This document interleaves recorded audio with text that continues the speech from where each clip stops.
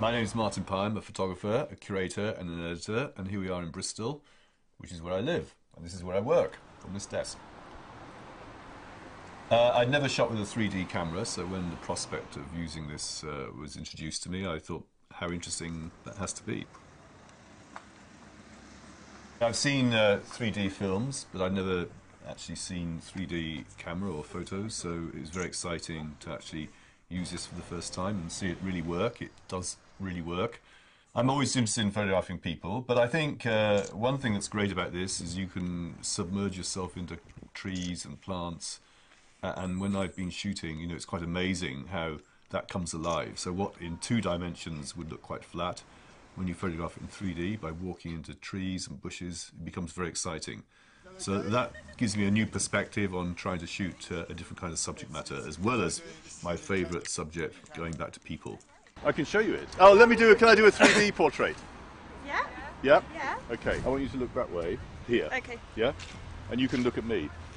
I think it's good at sort of bringing alive complicated situations and making them more interesting. I was shooting at an airport the other day with lots of ads in the background and people in the front, and that's really interesting to see how it just brings everything alive. It makes it so much more interesting.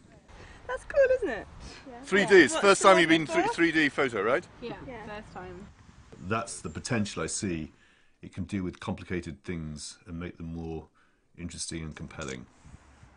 It's suddenly, as soon as you use 3D, there is more opportunity to show things in real life that is very exciting. I don't think the relationship particularly changes if you're using 3D. It's you're still got the subject out there in front of you. It's in real life. You see in real life in 3D, so of course it's more akin to what you actually see. I'm used to interpreting the world through photography, so it's the same, but it's more a little step nearer reality. I love this idea of it being a game and a camera. I mean, that's the great thing for me. It looks like a game, but it's a camera. So this is a pioneer in terms of disguised technology. My advice for people using this camera is to get stuck in and use it. I mean, it's very exciting because just seeing the results on the screen here is something that you've never seen before. And the great thing is, because it's a form of disguise, you can come in and photograph much closer in the public, in the streets, than perhaps you would do with an ordinary camera. So take advantage of that and go in close and be nosy and be pushy.